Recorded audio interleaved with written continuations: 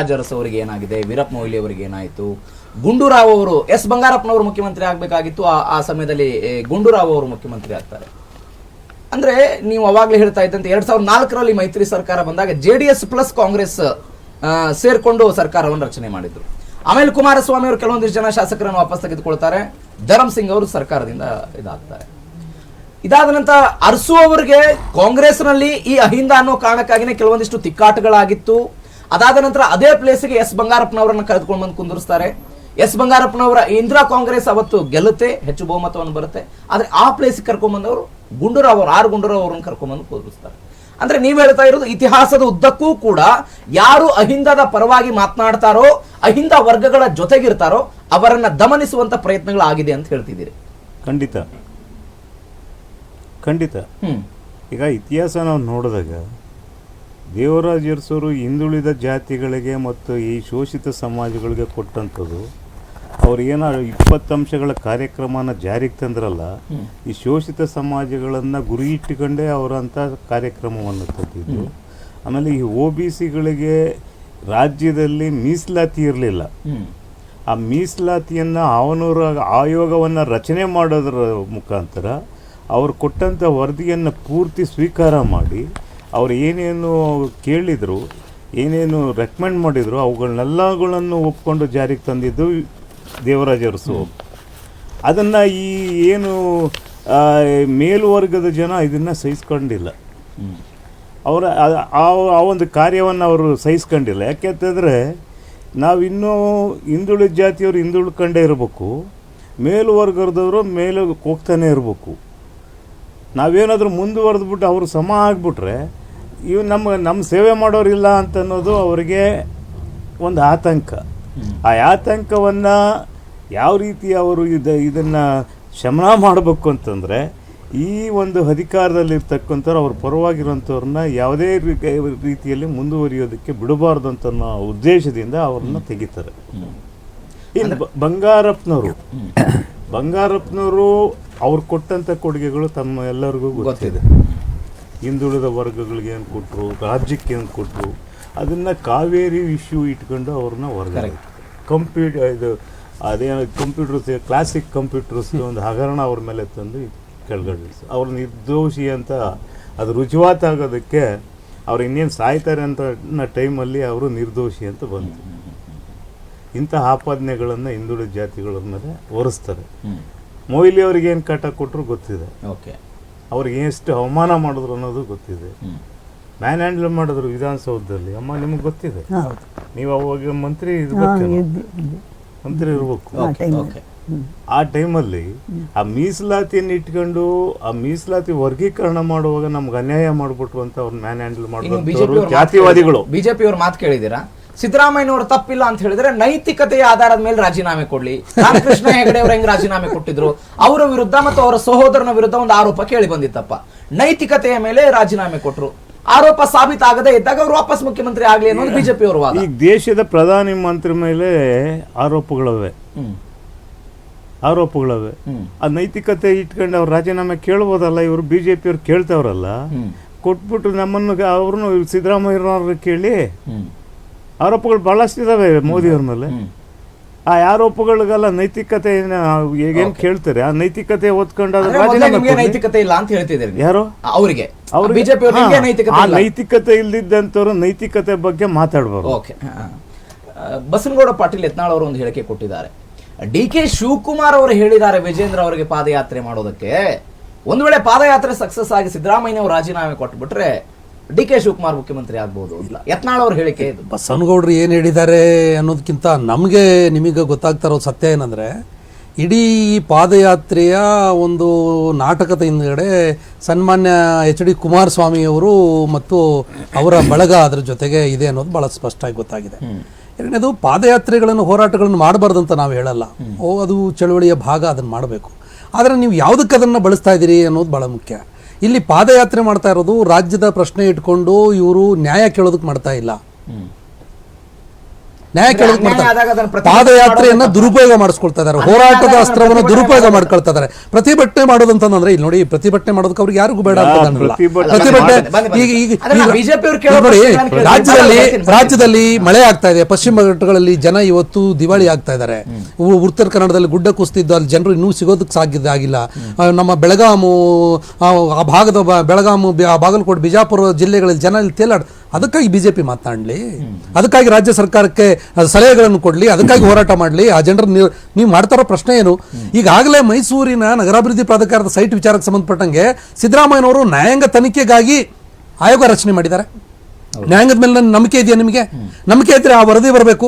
ಸರಿ, ಆ ವರದಿ ನ್ಯಾಯಾಂಗದ ನ್ಯಾಯಾಧೀಶರನ್ನ ಭೇಟಿ ಮಾಡಿ ನಿಮ್ಮ ಹತ್ರ ಇರುವಂತಹ ದಾಖಲೆಗಳನ್ನು ಹೋಗಿ ಕೊಡಿ. ಯಾರು ಬೇಡ ಅಂದ್ರು ದಾಖಲೆ ಕೊಟ್ಟು ಅವ್ರು ಮಾಹಿತಿ ಕೊಟ್ಟು ಅಲ್ಲಿ ತಪ್ಪಾಗಿದೆಯಾ ಅಂತಂದ್ರೆ ಪತ್ತೆ ಹಚ್ಚೋದಕ್ಕೆ ಪ್ರಯತ್ನ ಮಾಡೋದು ಬಿಟ್ಟು ನೀವು ಪಾದಯಾತ್ರೆ ಮಾಡೋದು ಮಳೆಗಾಲದಲ್ಲಿ ಅಂದ್ರೆ ಅರ್ಥ ಏನು? ಜನ ಈ ಕಡೆ ಮಳೆಯಿಂದ ಸಾಯ್ತಾ ಇದ್ದಾರೆ, ಇವರು ಮಳೆಗಾಲದಲ್ಲಿ ಪಾದಯಾತ್ರೆ ಮಾಡ್ಕೊಂಡು ಬೇರೆ ಕಾರಣಕ್ಕೆ ಹೋಗ್ತಾರೆ. ಯಾವ ಕಾರಣಕ್ಕೆ ಮಾಡ್ಬೇಕಾಗಿತ್ತು ನೀವು?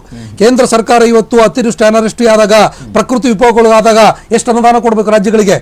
ಅನುದಾನ ತರೋದಕ್ಕಾಗಿ ಪಾದಯಾತ್ರೆ ಮಾಡಿ. ನೀವು ತೆರಿಗೆ ದುಡ್ಡು ಇವತ್ತು ಕರ್ನಾಟಕಕ್ಕೆ ಬಂದಿಲ್ಲ, ಆ ತೆರಿಗೆಯ ದುಡ್ಡನ್ನು ತರೋದಕ್ಕೆ ನೀವು ಪ್ರತಿಭಟನೆ ಮಾಡಿ. ಕಾಂಗ್ರೆಸ್ ಬಿಜೆಪಿ ಅನ್ನೋ ಪ್ರಶ್ನೆ ಇಲ್ಲ. ಇಲ್ಲಿ ಇಡೀ ರಾಜ್ಯದ ಒಳಿತಿಗಾಗಿ ಪಕ್ಷಾತೀತವಾಗಿ ಮಾತಾಡಬೇಕು. 17-18 ಜನ ಇವತ್ತು ಎಂಪಿಗಳನ್ನು ಗೆಲ್ಸ್ ಕಳಿಸಿದ್ವಿ. ಲಾಸ್ಟ್ ಟೈಮ್ 20 ಜನರನ್ನ 25 ಜನರನ್ನ ಗೆಲ್ಸ್ ಕಳಿಸಿದ್ವಿ. ಎಷ್ಟು ಜನ ರಾಜ್ಯದ ಪ್ರಶ್ನೆಯನ್ನು ಇವತ್ತು ಅಸೆಂಬ್ಲಿ ಲೋಕಸಭೆಯಲ್ಲಿ ಮಾತಾಡ್ತಾ ಇದ್ದಾರೆ? ಅಲ್ಲಿ ಸೆಷನ್ ನಡೀತಾ ಇದೆ. ಅಲ್ಲಿ ಸೆಷನ್ ಅಲ್ಲಿ ನಡೆದು ನರೇಂದ್ರ ಮೋದಿ ಅವರ ಎದುರುಗಡೆ ಹಕ್ಕೊತ್ತಾಯ ಮಾಡಿ ಅನುದಾನ ತಂದು ನಮ್ಮ ರಾಜ್ಯ ಅಭಿವೃದ್ಧಿ ಮಾಡೋದ್ರ ಬದಲಾಗಿ ನೀವು ಪಾದಯಾತ್ರೆ ಮಾಡೋದು ಹೊರಟಿದ್ದೀರಿ. ಬೇಡಿಕೆ ನಿಮ್ದು, ನೇತೃತ್ವ ಯಾರು ವಹಿಸ್ಕೊಂಡಿದ್ದೀರಿ? BY ರಾಘವ ಇವರು ವಿಜಯೇಂದ್ರ ಅವರು ನೇತೃತ್ವ ವಹಿಸ್ಕೊಳ್ತಾರೆ. ಈ ವಿಜಯೇಂದ್ರ ಅವರು ಸ್ವತಃ ತಂದೆಯನ್ನೇ ಭ್ರಷ್ಟಾಚಾರದ ಆರೋಪದ ಮೇಲೆ ಜೈಲಿಗೆ ಕಳಿಸಿದ್ದನ್ನ ಕರ್ನಾಟಕ ರಾಜ್ಯ ನೋಡಿದೆ. ಬಿಜೆಪಿಯ ಸಾಲು ಜನ ಇದೇ ಭ್ರಷ್ಟಾಚಾರದ ಆರೋಪ ಮಾಡ್ಕೊಂಡು ಜೈಲು ಸೇರಿದ್ದನ್ನು ನೋಡಿದೀವಿ. ಅದೇ ಕಾರಣಕ್ಕಾಗಿ ಅಧಿಕಾರದಿಂದ ಅವ್ರನ್ನ ದೂರ ಇಟ್ಟಿದ್ದೀವಿ ರಾಜ್ಯದ ಜನ. ಅದನ್ನ ಅರ್ಥ ಮಾಡಿಕೊಂಡು ಒಂದು ವಿರೋಧ ಪಕ್ಷ ಸಶಕ್ತವಾಗಿ ಕೆಲಸ ಮಾಡ್ಬೇಕಂತಂದ್ರೆ ಬೇರೆ ಬೇಡಿಕೆಗಳಿದ್ದಾವೆ. ಈ ಸಂಬಂಧ ಇಲ್ಲದಿರುವಂತ ಬೇಡಿಕೆಗಳನ್ನು ಇಟ್ಕೊಂಡು ನೀವು ಏನು ಸಿದ್ದರಾಮಯ್ಯನ ಟಾರ್ಗೆಟ್ ಮಾಡೋದಂದ್ರೆ ಅರ್ಥ ಏನು? ಬರ್ತೀನಿ. ಬಿಟ್ಟಿರ ಲಲಿತಾ ನಾಯಕ್ ಅವರು 2010ರಲ್ಲಿ ಸಿದ್ದರಾಮಯ್ಯನವರು ಬಳ್ಳಾರಿಗೆ ಪಾದಯಾತ್ರೆ ಮಾಡಿದ್ರು. ಅವತ್ತು ಗಣಿ ದಣಿಗಳ ವಿರುದ್ಧ ತೊಡೆ ತಟ್ಟಿ ನಿಂತಿದ್ರು ಸಿದ್ದರಾಮಯ್ಯನವರು. ಬಿಜೆಪಿಯವರು ಇವತ್ತು ಹೇಳ್ತಿದ್ದಾರೆ ಅವತ್ತು ನಮ್ಮ ಸರ್ಕಾರದ ವಿರುದ್ಧ ಭ್ರಷ್ಟಾಚಾರದ ಆರೋಪವನ್ನು ಹೊರಿಸಿದ್ರು ಇವರು. ಇವತ್ತು ಅವ್ರ ಸರ್ಕಾರದ ವಿರುದ್ಧವೂ ಕೂಡ ಇಂಥದ್ದೊಂದು ಆರೋಪ ಬಂದಿದೆ. ನಾವು ಪಾದಯಾತ್ರೆ ಮಾಡ್ತೀವಿ, ಸಿದ್ದರಾಮಯ್ಯನವರು ತವರು ಜಿಲ್ಲೆಗೆ ಹೋಗ್ತೀವಿ ಅಂತಾರೆ ಅವರು. ಸಿದ್ದರಾಮಯ್ಯನವ್ರ ಪಾದಯಾತ್ರೆಗೂ ಇವ್ರು ಮಾಡೋ ಪಾದಯಾತ್ರೆಗೂ ಅಜಗಜಾಂತರ ಸಂಬಂಧನೇ ಇಲ್ಲ. ಮತ್ತೆ ನೈತಿಕತೆಯ ವಿಷಯ ಅಂದ್ರಲ್ಲ ನೀವು, ನೈತಿಕವಾಗಿ ಏನಾದರೂ ರಾಜೀನಾಮೆ ಕೊಡೋದಾದ್ರೆ ಮೋದಿಯವರು 20 ಸಾರಿ ಕೊಡಬೇಕಾಗ್ತದೆ. ಮತ್ತೆ RSS ಈ BJPಯವರು ಒಬ್ಬೊಬ್ಬರು 10 ಸಾರಿ ರಾಜೀನಾಮೆ ಕೊಡುವಂಥ ಅನೈತಿಕ ವ್ಯವಹಾರದಲ್ಲಿ ಇದ್ದಾರೆ ಅವರು ಎಷ್ಟೋ ಜನ. ಅದರಲ್ಲಿ ಸಜ್ಜನರು ಒಬ್ಬರು ಇಬ್ಬರು ಇರಬಹುದು. ಯಾವತ್ತೂ ಕೂಡ ಕಾಂಗ್ರೆಸ್ನಲ್ಲೂ ಎಲ್ಲರೂ ಅಪ್ಪಟ ಹರಿಶ್ಚಂದ್ರರು ಅಂತ ನಾವು ಹೇಳಲ್ಲ. ಆದರೆ ಒಂದಂತೂ ನಿಜ, ಒಬ್ಬ ಟಿಪ್ಪು ಸುಲ್ತಾನಿಗೆ ಹೆದರಿ ಬ್ರಿಟಿಷರು ಇವನು ಒಬ್ಬ ಹೋದರೆ ಸಾಕು ಮೈಸೂರಿಗೆ ಈ ಆಡಳಿತನ ನಾವು ತಗೊಳ್ತೀವಿ, ಈ ರಾಜ್ಯನ ಅಂತ ಕಾಯ್ತಾ ಇದ್ರು. ಯಾವಾಗ ಟಿಪ್ಪು ಸುಲ್ತಾನ್ ಇದಾದರೋ ಅವರಿಗೆ ಕೋಡ್ ಬಂತು ತಲೆ ಮೇಲೆ, ಅದಂಥ ಆಡಳಿತನ ತಮ್ಮ ಕೈಗೆ ತಗೊಂಡ್ರು. ಹಾಗೆ ಇವತ್ತು ಎಲ್ಲ ವಿಧದಲ್ಲಿ ಮಹಿಳೆಯರ ಬಗ್ಗೆ ಚಿಂತನೆ ಮಾಡೋದು, ರೈತರ ಬಗ್ಗೆ, ದೀನ ದಲಿತರ ಬಗ್ಗೆ, ದುರ್ಬಲರ ಬಗ್ಗೆ, ಪ್ರತಿಯೊಂದು ವಿಚಾರದಲ್ಲೂ ಕೂಡ ಅತ್ಯಂತ ಸಮಾಜವಾದಿಯಾಗಿ ಚಿಂತನೆ ಮಾಡುವಂಥ ಒಬ್ಬ ಮನುಷ್ಯ ಇಲ್ಲಿ ನಿಂತಿದ್ದಾನೆ ಮುಂದೆ. ಕರ್ನಾಟಕವನ್ನು ಅವರು ಸಂಘಟನೆ ಮಾಡೋದಕ್ಕೆ ಇವರಿದ್ದಾರೆ ಬಿಡಿ, ಯಾರು DK ಶಿವಕುಮಾರ್ ಅವರೆಲ್ಲ ಇದ್ದಾರೆ, ಸಜ್ಜನರು ಭಾಳ ಜನ ಇದ್ದಾರೆ, ಅದರೊಳಗೆ ಏನು ಸಂದೇಹ ಇಲ್ಲ. ಕಾಂಗ್ರೆಸ್ನಲ್ಲಿ ಬಹಳಷ್ಟು ಜನ ಇದ್ದಾರೆ. ಅವರೆಲ್ಲ ಬೆಂಗಾವಲಾಗಿ ಇಲ್ದಿದ್ರೂ ಕೂಡ ಸ್ವತಃ ಶಕ್ತಿಯಿಂದ ಇದನ್ನ ನಿಭಾಯಿಸ್ಕೊಂಡು ಹೋಗ್ತಿರುವಂತರು ಸಿದ್ದರಾಮಯ್ಯ. ನಾಳೆ ಅವರೇ ಈ ಬೇಡಿಕೆ ನೀವೇ ಮಾತಾಡಿದ್ರಿ, ನಾವು ಸಂಘಟನೆ ಮಾಡಿದೀವಿ, ನಾವು ದುಡಿದಿದ್ದೇವೆ ಪಕ್ಷಕ್ಕಾಗಿ, ಬಿಟ್ಟು ಕೊಡ್ಬೇಕಪ್ಪ ಅನ್ನುವಂತ ಬೇಡಿಕೆ ಅವ್ರು ಇಟ್ಬಿಟ್ರೆ. ಈ ಮಾತನ್ನ ಸಿದ್ದರಾಮಯ್ಯನೇ ಹೇಳಿದ್ದಾರೆ. ಒಂದ್ ವೇಳೆ ಹೈಕಮಾಂಡ್ ಆ ಥರ ತೀರ್ಮಾನ ತಗೊಂಡ್ರೆ ನಾನು ರೆಡಿ ಇದ್ದೀನಿ ಅಂತ ಹೇಳಿದ್ದಾರೆ ಅವರು. ಆದ್ರೆ ಹೈಕಮಾಂಡ್ ಆಲೋಚನೆ ಮಾಡ್ತದೆ. ಈಗ ಸಂಘಟನೆ ಮಾಡೋದು ಬೇರೆ, ಈ ಬೇರೆ ರೀತಿಯಲ್ಲಿ ಈ ಸರ್ಕಾರವನ್ನ ಈ ನಾಡನ್ನ ಹೇಗೆ ನಡೆಸಬೇಕು ಅಂತ ನೋಡೋದು ಬೇರೆ. ಅದರಲ್ಲಿ ಯಾವುದು ಅನ್ನೋ ಸ್ವಲ್ಪ ತೂಕ ಮಾಡ್ತಾರೆ ಅವರು, ತಕ್ಕಡಿ ಯಾವ ಕಡೆ ವಾಲತ್ತೆ. ಒಂದ್ ವೇಳೆ ಕಾಂಗ್ರೆಸ್ನಲ್ಲಿ ಇನ್ನೊಬ್ರಿಗೆ ಕೊಟ್ಟರು ಏನು ನಷ್ಟ ಇಲ್ಲ, ಆದ್ರೆ ನಷ್ಟ ಯಾರಿಗೆ ಅಂದ್ರೆ ಕರ್ನಾಟಕದ ಜನಕ್ಕೆ ಅನ್ನುವಂಥದ್ದು ಬರುತ್ತಿಲ್ಲಿ. ಆದ್ರಿಂದ ಅದು ಹೈಕಮಾಂಡ್ ಹೇಳೋ ಹಾಗೆ ಅಂತ ಹೇಳಿದಾಗ ಅವ್ರು ವಿನೀತರಾಗಿ ಹೇಳಿದ್ದಾರೆ ಅನ್ನೋದನ್ನ ನಾವು ಅರ್ಥ ಮಾಡ್ಕೋಬೇಕು. ಸಿದ್ದರಾಮಯ್ಯ ಹಠದಿಂದ ನಾನೇ ಅನ್ನುವಂಥ ದುರಹಂಕಾರ ಅವ್ರಿಗೆ ಇಲ್ವೇ ಇಲ್ಲ. ಯಾಕೆಂದ್ರೆ ಸಮಾಜವಾದಿ ಮನೋಭಾವದವರಿಗೆ ದುರಹಂಕಾರ ಇರಲ್ಲ. ಯಾವತ್ತೂ ಅವರು ಲೆಕ್ಕಾಚಾರವಾಗಿ ಸಂವಿಧಾನಬದ್ಧವಾಗೇ ಮಾತಾಡ್ತಾರೆ. ಅಂತ ಒಬ್ಬ ವ್ಯಕ್ತಿ ಇವತ್ತು ಅವ್ರಿಗೆ ಮುಳ್ಳಾಗಿರೋದು ಸಹಜ ಆಗಿದೆ. ಯಾಕೆಂದ್ರೆ ಇವು ಒಬ್ಬ ಸಿದ್ದರಾಮಯ್ಯ ಪಕ್ಕಕ್ಕೆ ತೊಲಗಿದ್ರೆ ಸಾಕು, ನಾವು ಎಲ್ಲದನ್ನು ಈಗ ನೋಡಿ ಪಾಪ ಕೇಜ್ರಿವಾಲ್ ಒಳಗೆ ಹಾಕಿರು, ಹುಡುಕಿ ನೋಡ್ತಾ ಇದ್ದಾರೆ ಅವರು. ಯಾವ ಮುಖ್ಯಮಂತ್ರಿ ಹೆಚ್ಚು ಬಲಿಷ್ಠವಾಗಿ, ಅಂದ್ರೆ ಬಲಿಷ್ಠ ಅಂದ್ರೆ ದೈಹಿಕ ಬಲಿಷ್ಠತೆ ಅಲ್ಲ, ಅಂದ್ರೆ ವಿರೋಧ ಪಕ್ಷದಲ್ಲಿರುವಂತವ್ರು ಯಾರು ನಾಯಕರು ಗಟ್ಟಿಯಾಗಿರ್ತಾರೆ ಅವ್ರ ವಿರುದ್ಧ ಅವರನ್ನ ಏನಾರ ಮಾಡಿ ಒಳಗಡೆ ಹಾಕೋದು ಮತ್ತೊಂದು ಅವ್ರನ್ನ ತಂದ್ರು ಅಂದ್ರೆ ಅಲ್ಲಿಗೆ ಅವ್ರ ರೊಟ್ಟಿ ಜಾರಿ ತುಪ್ಪಕ್ಕೆ ಬಿತ್ತು ಅಂತ ಅವ್ರ ಲೆಕ್ಕ. ಆದ್ರೆ ಇನ್ನೊಂದು ಅವ್ರು ಅರ್ಥ ಮಾಡ್ಕೋಬೇಕು, ಇವತ್ತು ಮೀನುಗಳನ್ನ ಎಲ್ಲ ಬೆಳೆದು ಹಾಕ್ತಾರಲ್ಲ ಹಾಗೆ ಜನಗಳನ್ನ ಆ ಕೆಸರೊಳಗಿಂದ ತೆಗೆದು ಹೆಣಗಳನ್ನು ಹಾಕ್ತಾ ಇದ್ದಾರೆ. ನಿಮಗೆ ಕಣ್ಣಿದ್ರೆ, ನಿಮಗೆ ತಲೆ ಇದ್ರೆ, ಹೃದಯ ಇದ್ರೆ ಸ್ವಲ್ಪ ಅದ್ರ ಕಡೆ ನೋಡಿ, ಅದ್ರ ಕಡೆ ಗಮನಿಸಿ. ಅನಂತ ನಾಯ್ಕ ಅವ್ರು ಏನು ಹೇಳ್ತಾ ಇದ್ದಾರೆ ನೋಡಿ, ಮೂಡ ಪ್ರಕರಣದಲ್ಲಿ ಸಿದ್ದರಾಮಯ್ಯರನ್ನ ಸಿಕ್ಸ್ ಹಾಕ್ಬಿಟ್ಟಿದೀವಿ, ಅವ್ರು ಭಾರಿ ತಪ್ಪು ಮಾಡಿಬಿಟ್ಟಿದ್ದಾರೆ, ಅವ್ರು ಏನು ದೊಡ್ಡ ಸಾವಿರಾರು ಕೋಟಿ ಹಗರಣದಲ್ಲಿ ಸಿಕ್ಕಾಕೊಬಿಟ್ಟಿದ್ದಾರೆ ಅನ್ನೋ ಬೆಂಬಿಸಿ ಅವ್ರನ್ನ ಎಳೆದಾಗ್ತಾ ಇದ್ದಾರೆ. ಎಷ್ಟು ಬಾಲಿಶ ಮತ್ತು ಎಷ್ಟು ಪೇಲವವಾಗಿ ಇದನ್ನು ಮಾತಾಡೋಕೆ ಹೊರಟಾರಂತಂದ್ರೆ 1935ರಲ್ಲಿ ಜವರ ಅವರ ಮಗ ಮಾಡಿದ್ದಾರೆ. ಎಲ್ಲಾ ದಾಖಲೆ ಎಲ್ರಿಗೂ ಲಭ್ಯ ಇದೆ. ಆ ಪ್ರಕರಣದಲ್ಲಿ ಏನೂ ಇಲ್ಲ, ಆ ಪ್ರಕರಣದಲ್ಲಿ ಸಿದ್ದರಾಮಯ್ಯನವ್ರನ್ನ ಸಿಕ್ಸಾಕ್ಸ್ತಾರಂತಂದ್ರೆ ವಿರೋಧ ಪಕ್ಷಗಳು ಎಷ್ಟು ದುರ್ಬಲವಾಗಿದ್ದಾವೆ ಮತ್ತು ಎಷ್ಟು ಕಾನೂನು ತಿಳುವಳಿಕೆ ಇಲ್ದಿರುವಂತಹ ಮನಸ್ಥಿತಿಯಲ್ಲಿದ್ದಾವಂತ ಈ ಪ್ರಕರಣದಲ್ಲಿ ಗೊತ್ತಾಗ್ತದೆ. ಎಲ್ಲಾ ದಾಖಲೆಗಳನ್ನು ಬಿಚ್ಚಿಟ್ಟ ಮೇಲೆ ಈ ದಾಖಲೆಗಳಲ್ಲಿ ಲೋಪ ಇದ್ರೆ ಕೋರ್ಟಿಗೆ ಹೋಗ್ಬೇಕಾಗಿತ್ತು. ನೀವು ಇವತ್ತಿನವ್ರಿಗೆ ಯಾಕೆ ಕೋರ್ಟಿಗೆ ಹೋಗಲಿಲ್ಲ? ನೀವು, ನಾನೊಬ್ಬ ಕಾನೂನು ವಿದ್ಯಾರ್ಥಿಯಾಗಿ ಕೇಳ್ತಾ ಇದ್ದೀನಿ ಬಿಜೆಪಿ ರಾಜ್ಯ ನಾಯಕರಿಗೆ, ರಾಷ್ಟ್ರೀಯ ನಾಯಕರಿಗೆ, ಸಿದ್ದರಾಮಯ್ಯನವರು ಈ ಸೈಟ್ ವಿಚಾರದಲ್ಲಿ ನಾಡಿನ ಜನತೆಗೆ ಮೋಸ ಮಾಡಿದ್ದಾದ್ರೆ ಈ ದಾಖಲೆಗಳನ್ನು ಇಟ್ಕೊಂಡು ನೀವು ನ್ಯಾಯಾಲಯಕ್ಕೆ ಯಾಕೆ ಹೋಗಿಲ್ಲ? ನ್ಯಾಯಾಲಯಕ್ಕೆ ಹೋದ್ರೆ ಈ ಕೇಸ್ ನಿಲ್ಲೋದಿಲ್ಲ. ನ್ಯಾಯಾಲಯಕ್ಕೆ ಹೋದ್ರೆ ಚೀಮಾರಿ ನ್ಯಾಯಾಲಯ ಇವ್ರನ್ನ ಚೀಮಾರಿ ಆಗ್ತದೆ ಅಂತ ಗೊತ್ತಿರೋದ್ರಿಂದ ಸುಮ್ಮನೆ ಜನರು ಇದ್ರಿಗೆ ಎಷ್ಟು ಸಾಧ್ಯ ಆಗುತ್ತೋ ಅಷ್ಟು ಸಿದ್ದರಾಮಯ್ಯರನ್ನ ಡಿಫೇಮ್ ಮಾಡೋಣ ಅಂತಂದೇಳಿ ಹೊರಟಿದ್ದಾರೆ ಅಷ್ಟೇ. ಇದರಲ್ಲಿ ಏನಿಲ್ಲ. ನಿಮ್ಗೆ ಹೇಳ್ಬಿಡ್ತೀನಿ ನಾನು, ಮಾನ್ಯ DK ಶಿವಕುಮಾರ್ ಅವರಿಗೆ ಇದೇ ರೀತಿ ಬಿಜೆಪಿ ಟಾರ್ಗೆಟ್ ಮಾಡಿ ಅವ್ರನ್ನ ಅರೆಸ್ಟ್ ಮಾಡಿ ಜೈಲಿಗೆ ಹಾಕಿ ಅವ್ರನ್ನ ಮೂಲೆ ಗುಂಪು ಮಾಡುವಂತ ಷಡ್ಯಂತ್ರವನ್ನು ಕೂಡ ಮಾಡಿದ್ದನ್ನು ಈ ಕರ್ನಾಟಕ ಜನತೆ ನೋಡಿದ್ದಾರೆ. ಈಗ ಇರೋದೇನಂತಂದ್ರೆ ಈ ಸಿದ್ದರಾಮಯ್ಯ ಒಬ್ಬನ ಏನಾದ್ರೂ ಇಲ್ಲಿ ಮುಗಿಸಾಕ್ಬಿಟ್ರೆ ಇಡೀ ಕರ್ನಾಟಕವನ್ನ ಅಷ್ಟೇ ಅಲ್ಲ ಈ ದಕ್ಷಿಣ ಭಾರತದ ರಾಜ್ಯಗಳನ್ನು ಕೂಡ ನಾವು ಒಂದು ರೀತಿಯಲ್ಲಿ ಕಪಿ ಮುಷ್ಟಿಲ್ ತಗೊಂಡು ಬಿಡಬಹುದು ಅನ್ನುವಂತ ದುಸ್ಸಾಹಸಕ್ಕೆ ಕೈ ಹಾಕಿ ಹೊರಟಿದ್ದಾರೆ. ಇದರಲ್ಲಿ ಅರ್ಥ ಮಾಡ್ಕೋಬೇಕಾಗಿರೋದಂದ್ರೆ ಕರ್ನಾಟಕದ ಜನತೆಗೆ ಜಾಗೃತಿ ಇದೆ, ಕಾನೂನಿನ ತಿಳುವಳಿಕೆ ಇದೆ, ಮತ್ತು ಬಹಳ ಮುಖ್ಯವಾಗಿ ರಾಮಚಂದ್ರನವರು ಹೇಳಿದಾಗೆ ಶೋಷಿತ ಸಮುದಾಯಗಳು SC ST OBC ಮೈನಾರಿಟಿ ಪರಿಶಿಷ್ಟ ಜಾತಿ ಪಂಗಡದ ಜನ ಇದಾರಲ್ಲ, ಇವ್ರು ಯಾರು ಕೂಡ ಸುಮ್ಮನೆ ನೀವು ಹೇಳಿದ್ದನ್ನು ಕೇಳ್ಕೊಂಡಿರೋರಲ್ಲ. ನೀವು ಆ ತರ ಏನಾದ್ರೂ ಇವತ್ತು ಕಾಂಗ್ರೆಸ್ ಸರ್ಕಾರವನ್ನು ದುರ್ಬಲಗೊಳಿಸೋದಕ್ಕೆ ಪ್ರಯತ್ನ ಮಾಡಿದ್ರೆ, ಸಿದ್ದರಾಮಯ್ಯನವರು ದುರ್ಬಲಗೊಳಿಸೋದಕ್ಕೆ ಪ್ರಯತ್ನ ಮಾಡಿದ್ರೆ ಬಿಜೆಪಿ ಅವರಿಗೆ ಮುಂದಿನ ದಿನಗಳಲ್ಲಿ ಬಹಳ ಕಠಿಣವಾಗಿ ಎದುರಿಸಬೇಕಾಗ್ತದೆ ನೀವು. ಹಾಗಾಗಿ ಇಂಥದ್ದನ್ನೆಲ್ಲವನ್ನು ಬಿಟ್ಟು ಅಭಿವೃದ್ಧಿ ವಿಚಾರಗಳಿಗೆ ನೀವು ಗಮನ ಕೊಡಬೇಕು ಅನ್ನುವಂಥದ್ದು ನಮ್ಮ ಸಲಹೆ. ರಾಮಚಂದ್ರಪ್ಪನವರು, ನೀವು ವಾಲ್ಮೀಕಿ ಹಗರಣವನ್ನು ನೋಡಿದ್ದೀರಿ, ಅಂದ್ರೆ ನೋಡಿದ್ದೇವೆ ಅಂದ್ರೆ ರಾಜ್ಯದ ಜನ ಎಲ್ಲ ಕೇಳಿದ್ದಾರೆ. ಮೇಲ್ನೋಟಕ್ಕೆ ತಪ್ಪಂತೂ ಕಂಡೇ ಕಾಣಿಸುತ್ತೆ. ಅದರ ವಿರುದ್ಧ ಬಿಜೆಪಿ ಅವರು ಮಾತನಾಡೋದು ತಪ್ಪ? ಹಾಗಾದ್ರೆ ಸಿದ್ದರಾಮಯ್ಯನವರ ಅಧೀನದಲ್ಲಿರುವಂತಹ ಹಣಕಾಸು ಇಲಾಖೆಯ ಹುಜೂರ್ ನಂಬರ್ 2 ಖಜಾನ್ ನಂಬರ್ ಇಂದ ಹಣ ವರ್ಗಾವಣೆಯಾಗಿದೆ, ಇದು ತಪ್ಪ? ಹಾಗಾದ್ರೆ ಈಗ ಅದ್ರ ಬಗ್ಗೆ ತನಿಖೆ ಮಾಡೋದಕ್ಕೆ ತನಿಖಾ ತಂಡಗಳನ್ನ ನೇಮಿಸಿದರು. SIT ಇದೆ. ಆ SIT ಅದು 50 ಕೋಟಿಗಿಂತ ಹೆಚ್ಚಿನ ಒಂದು ಅವ್ಯವಹಾರ ಆಗಿದೆ ಅಂತ ಅನ್ನೋ ದೃಷ್ಟಿಯಲ್ಲಿ ED ಅವರಿದ್ದಾರೆ, CBIನವ್ರು ಮಾಡ್ತಿದ್ದಾರೆ. ಆ ತನಿಖಾ ವರದಿಗಳು ಬರೋ ತನಕ ತಪ್ಪಿತಸ್ಥರು ಯಾರು ಅಂತ ಅನ್ನೋದನ್ನ ತಪ್ಪಿತಸ್ಥರಲ್ಲ ಸರ್, ರಾಜ್ಯದ ಜನರಿಗೆ ಒಂದು ಪ್ರಶ್ನೆ ಸಹಜವಾಗಿ ಬರುತ್ತಲ್ವಾ? ವಿಧಾನಸೌಧದಲ್ಲಿ ಕೆಲಸ ಮಾಡ್ತಾ ಇರುವಂತ ಅಧಿಕಾರಿಗಳು ಮಲ್ಕೊಂಡಿದಾರೋ, ಎಚ್ಚರದಿಂದ ಕೆಲಸ ಮಾಡ್ತಿದಾರೋ? 10 ರೂಪಾಯಿ ಅಲ್ಲ, 20 ರೂಪಾಯಿ ಅಲ್ಲ, 94 ಕೋಟಿ ರೂಪಾಯಿ ಹಣ ವರ್ಗಾವಣೆ ಆಗಿದೆಪ್ಪ. ಯಾರ ಗಮನಕ್ಕೂ ಬರದೆ ಹೆಂಗ್ ವರ್ಗಾವಣೆ ಆಗುತ್ತದು? ಈ ಪ್ರಶ್ನೆ ಜನಸಾಮಾನ್ಯರಲ್ಲಿ ಸಹಜವಾಗಿ ಬರುತ್ತಲ್ವಾ?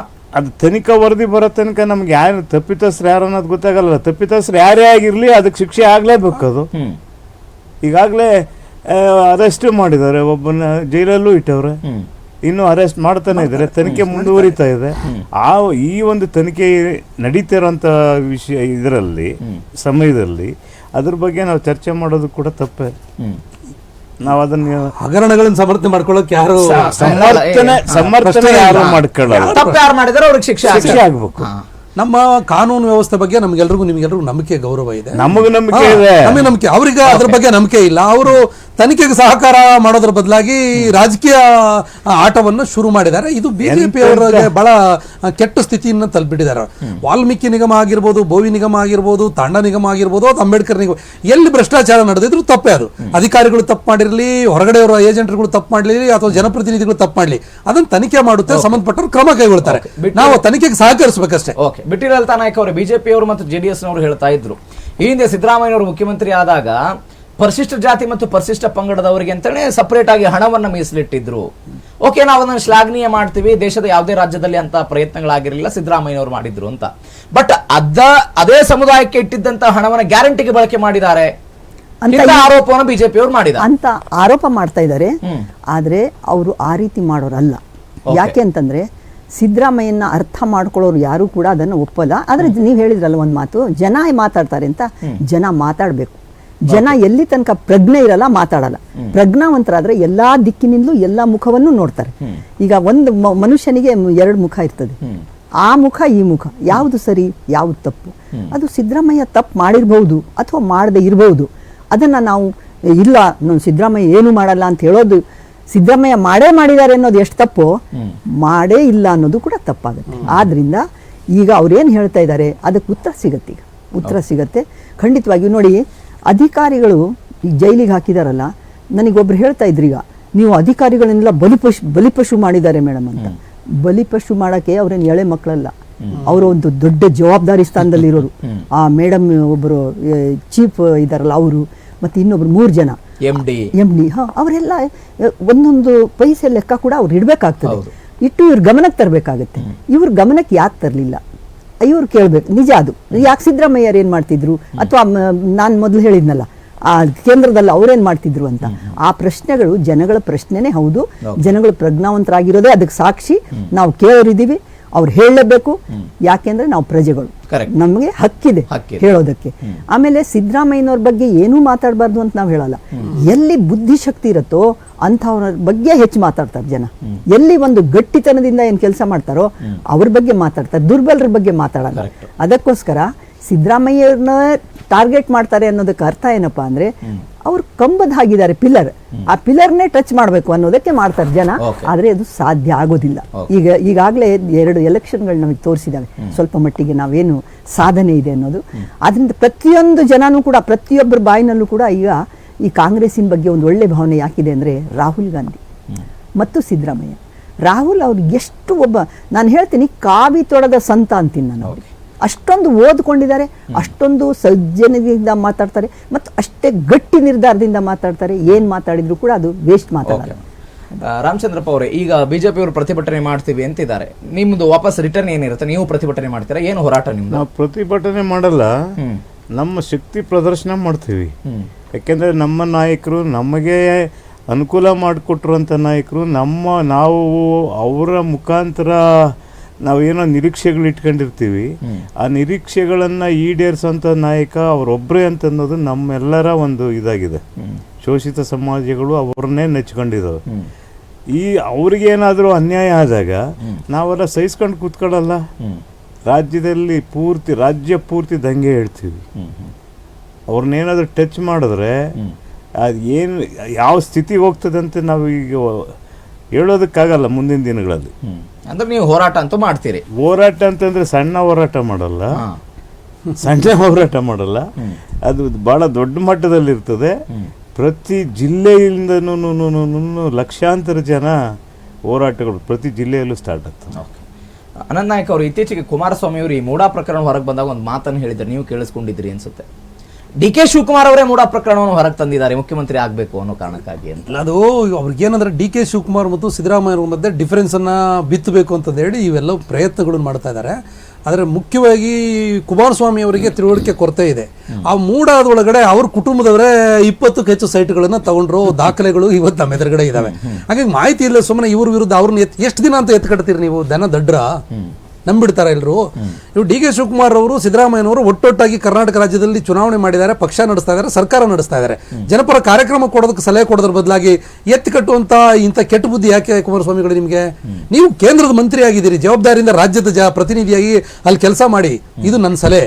ಎರಡನೇದಲ್ಲಿ ನಿಮಗೆ ಹೇಳ್ಬೇಕಾಗಿರೋದು ಏನಂತಂದ್ರೆ, ಇದು ಬರೀ ಟಾರ್ಗೆಟ್ ಸಿದ್ದರಾಮಯ್ಯ ಅಲ್ಲ, ಇದು target SC, target ST, target OBC, target constitution ಅನ್ನ ಮಾಡೋದಕ್ಕೆ ಬಿಜೆಪಿ ಮತ್ತು ಈ JDS-ನವರ ಷಡ್ಯಂತ್ರ ಅದೇ ಅಷ್ಟೇ.